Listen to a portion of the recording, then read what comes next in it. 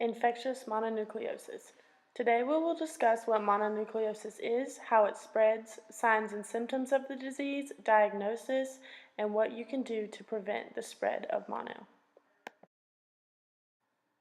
In order to understand any disease, you must understand the chain of infection.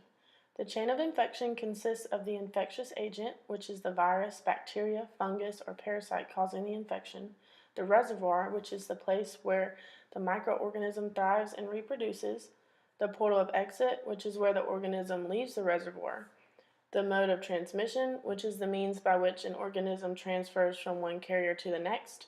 This can be direct or indirect. The portal of entry, which is the location where the infectious disease enters the host body, and the susceptible host, which is anyone who is at risk for developing the disease. Specifically for mononucleosis, the infectious agent would be the Epstein-Barr virus. The reservoir would be a human. Portal of exit would be the mouth. Mode of transmission would be the oral pharyngeal route through the saliva. The portal of entry would be through the mouth, and the susceptible host would be anyone who came in contact with an infected individual or object. Those who already have weakened immune systems are especially at risk. What is infectious mononucleosis? Mononucleosis is an infection that is caused by the Epstein-Barr virus. Mononucleosis is sometimes referred to as the kissing disease because it is most commonly transmitted through the saliva. Although mononucleosis can affect anyone, it is most common among adolescents and young adults. Next, we will discuss the incubation period of mononucleosis. This is important to know because the incubation period of a disease is the period of time between infection with the virus and the appearance of the symptoms of the illness. Mononucleosis has an incubation period of about 4 to 6 weeks. However, this can be shorter in younger populations due to the fact that younger individuals have a weaker immune system. The transmission of mononucleosis occurs through the oral pharyngeal route. The virus is spread through saliva. Some possible ways to contract mono would be by kissing, sharing food utensils or drinks with someone who is infected, or through a cough.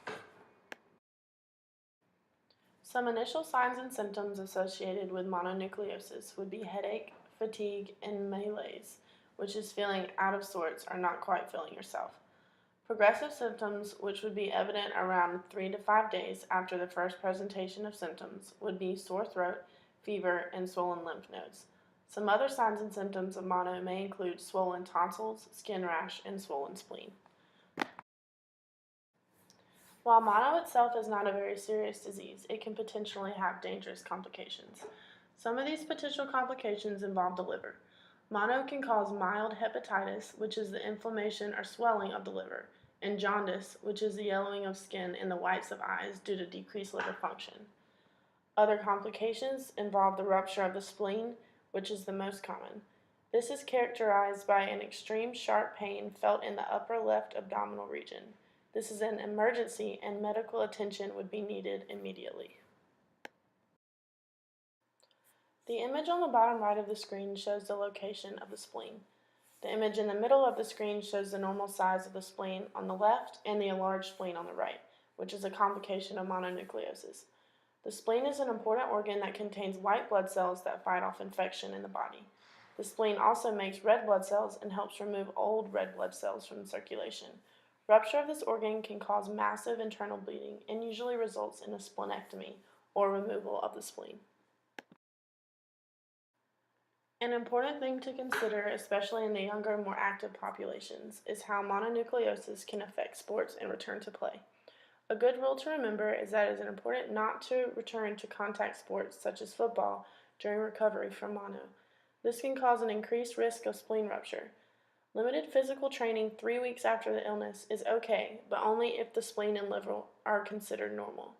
Strenuous exercise and contact sports require an additional 1 to 2 weeks after illness onset, which totals up to about 5 to 6 weeks after the symptoms are first presented. The diagnosis of mononucleosis would need to be done by a physician. The first thing a doctor would do would be to perform a physical exam and check for signs and compare them with symptoms. For example, swollen lymph nodes, tonsils, spleen, or liver would be some signs of having the disease. The next thing a doctor would do would most likely be to perform a blood test. A specific test exists for diagnosing mono the monospot. This test consists of extracting blood from the patient and checking for antibodies for the Epstein-Barr virus. It is a good way to confirm mononucleosis. However, the test may not detect it immediately. Another test the doctor may perform would be a white blood cell count. This test will not confirm mono, but it may suggest an infection if there is an elevated level of white blood cells, which is an immediate sign of infection. One thing you can do as an educated individual is to prevent the spread of mono.